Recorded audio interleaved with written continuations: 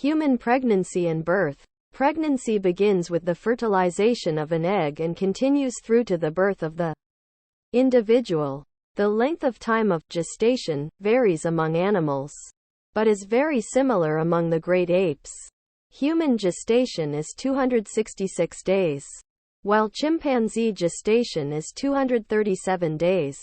A gorilla's is 257 days, and orangutan gestation is 260 days long. The fox has a 57-day gestation.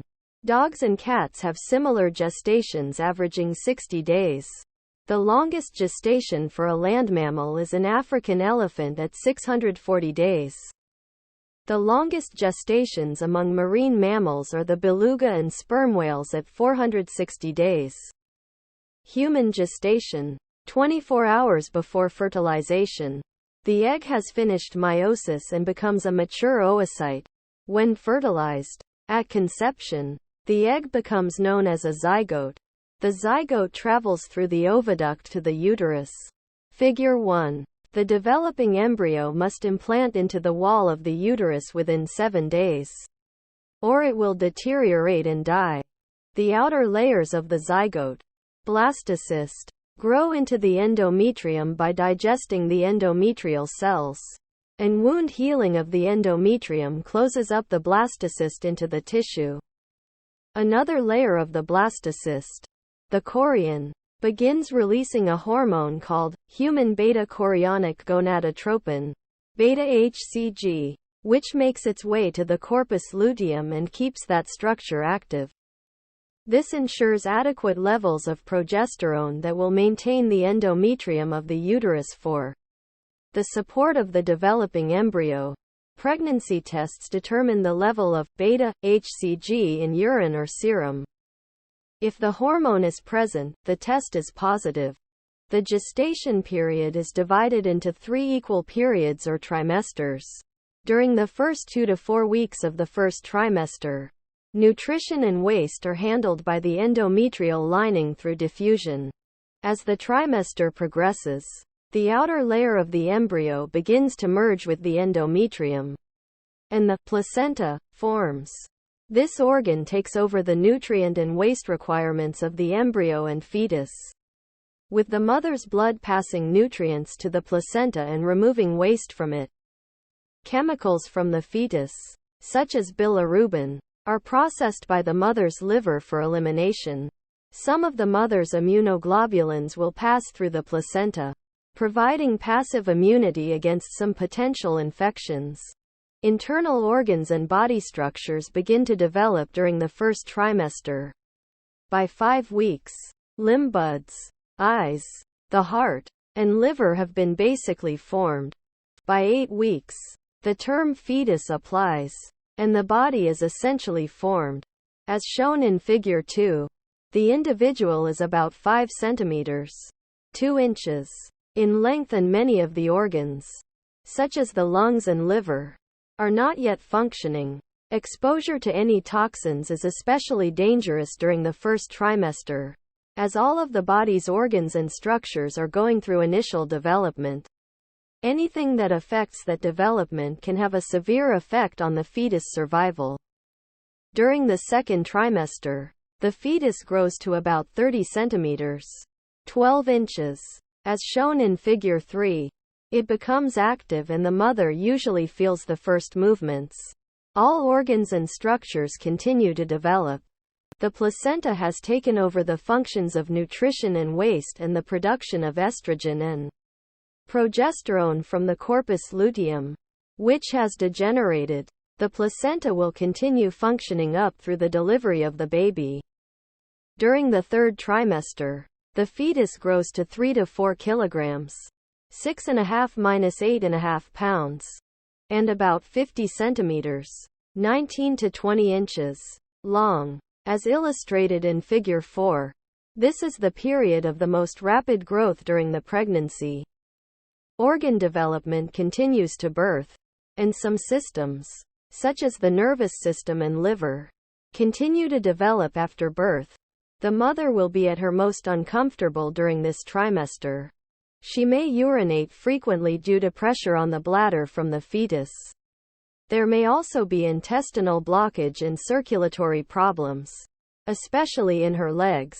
Clots may form in her legs due to pressure from the fetus on returning veins as they enter the abdominal cavity.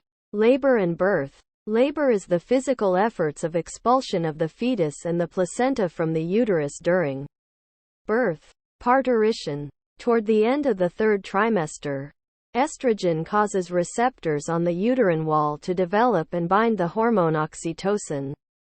At this time, the baby reorients, facing forward and down with the back or crown of the head engaging the cervix. Uterine opening. This causes the cervix to stretch and nerve impulses are sent to the hypothalamus, which signals for the release of oxytocin from the posterior pituitary. The oxytocin causes the smooth muscle in the uterine wall to contract. At the same time, the placenta releases prostaglandins into the uterus, increasing the contractions. A positive feedback relay occurs between the uterus, hypothalamus, and the posterior pituitary to assure an adequate supply of oxytocin.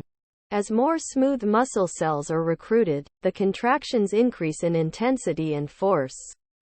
There are 3 stages to labor. During stage 1, the cervix thins and dilates. This is necessary for the baby and placenta to be expelled during birth. The cervix will eventually dilate to about 10 centimeters. During stage 2, the baby is expelled from the uterus. The uterus contracts and the mother pushes as she compresses her abdominal muscles to aid the delivery. The last stage is the passage of the placenta after the baby has been born and the organ has completely disengaged from the uterine wall. If labor should stop before stage 2 is reached, synthetic oxytocin, known as pitocin, can be administered to restart and maintain labor. An alternative to labor and delivery is the surgical delivery of the baby through a procedure called a cesarean section. This is major abdominal surgery and can lead to post-surgical complications for the mother. But in some cases it may be the only way to safely deliver the baby. The mother's mammary glands go through changes during the third trimester to prepare for lactation and breastfeeding. When the baby begins suckling at the breast, signals are sent to the hypothalamus causing the release of prolactin from the anterior pituitary. Prolactin causes the mammary glands to produce milk. Oxytocin is also released, promoting the release of the milk. The milk contains nutrients for the baby's development and growth as well as immunoglobulins to protect the child from bacterial and viral infections. Contraception and birth control. The prevention of a pregnancy comes under the terms contraception or birth control. Strictly speaking, contraception refers to preventing the sperm and egg from joining. Both terms are, however, frequently used interchangeably. Lists common methods of contraception. The failure rates listed are not the ideal rates that could be realized, but the typical rates that occur. A failure rate is the number of pregnancies resulting from the method's use over a 12-month period.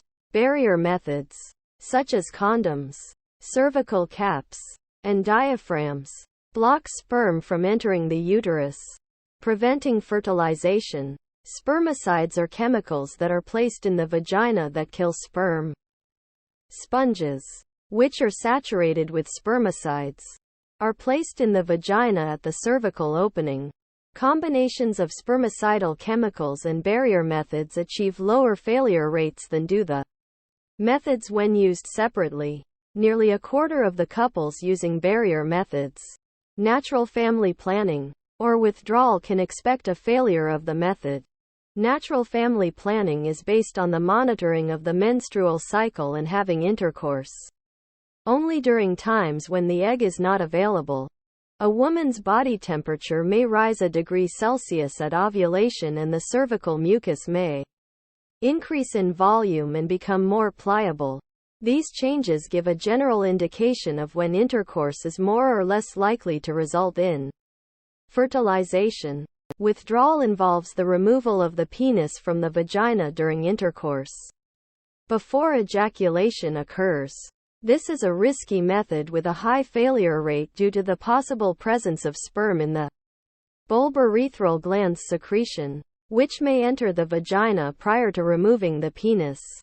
Hormonal methods use synthetic progesterone, sometimes in combination with estrogen, to inhibit the hypothalamus from releasing FSH or LH, and thus prevent an egg from being available for fertilization. The method of administering the hormone affects failure rate. The most reliable method, with a failure rate of less than 1%, is the implantation of the hormone under the skin. The same rate can be achieved through the sterilization procedures of vasectomy in the man or of tubal ligation in the woman, or by using an intrauterine device. IUD. IUDs are inserted into the uterus and establish an inflammatory condition that prevents fertilized eggs from implanting into the uterine wall. Compliance with the contraceptive method is a strong contributor to the success or failure rate of any particular method. The only method that is completely effective at preventing conception is abstinence. The choice of contraceptive method depends on the goals of the woman or couple. Tubal ligation and vasectomy are considered permanent prevention, while other methods are reversible and provide short-term contraception. Termination of an existing pregnancy can be spontaneous or voluntary. Spontaneous termination is a miscarriage and usually occurs very early in the pregnancy, usually within the first few weeks. This occurs when the fetus cannot develop properly and the gestation is naturally terminated. Voluntary termination of a pregnancy is an abortion. Laws regulating abortion vary between states and tend to view fetal viability as the criteria for allowing or preventing the procedure. Infertility. Infertility is the inability to conceive a child or carry a child to birth. About 75% of causes of infertility can be identified. These include diseases, such as sexually transmitted diseases that can cause scarring of the reproductive tubes in either men or women, or developmental problems frequently related to abnormal hormone levels in one of the individuals. Inadequate nutrition, especially starvation, can delay menstruation. Stress can also lead to infertility. Short-term stress can affect hormone levels, while long-term stress can delay puberty and cause less frequent menstrual cycles. Other factors that affect fertility include toxins, such as cadmium, tobacco smoking, marijuana use, gonadal injuries, and aging. If infertility is identified, several assisted reproductive technologies, ART, are available to aid conception. A common type of ART is in vitro fertilization, IVF, where an egg and sperm are combined outside the body and then placed in the uterus. Eggs are obtained from the woman after extensive hormonal treatments that prepare mature eggs for fertilization and prepare the uterus for implantation of the fertilized egg. Sperm are obtained from the man and they are combined with the eggs and supported through several cell divisions to ensure viability of the zygotes. When the embryos have reached the 8-cell stage, one or more is implanted into the woman's uterus. If fertilization is not accomplished by simple IVF, a procedure that injects the sperm into an egg can be used. This is called intracytoplasmic sperm injection, ICSI, and is shown in Figure 5. IVF procedures produce a surplus of fertilized eggs and embryos that can be frozen and stored for future use. The procedures can also result in multiple births. Section summary. Human pregnancy begins with fertilization of an egg and proceeds through the 3 trimesters of gestation. The labor process has 3 stages: contractions, delivery of the fetus, expulsion of the placenta, each propelled by hormones. The first trimester lays down the basic structures of the body, including the limb buds, heart, eyes, and the liver. The second trimester continues the development of all of the organs and systems. The third trimester exhibits the greatest growth of the fetus and culminates in labor and delivery. Prevention of a pregnancy can be accomplished through a variety of methods including barriers, hormones, or other means. Assisted reproductive technologies may help individuals who have infertility problems. Thank you for watching BookTube channel. Make sure to smash the like and subscribe buttons to receive notifications about new contents.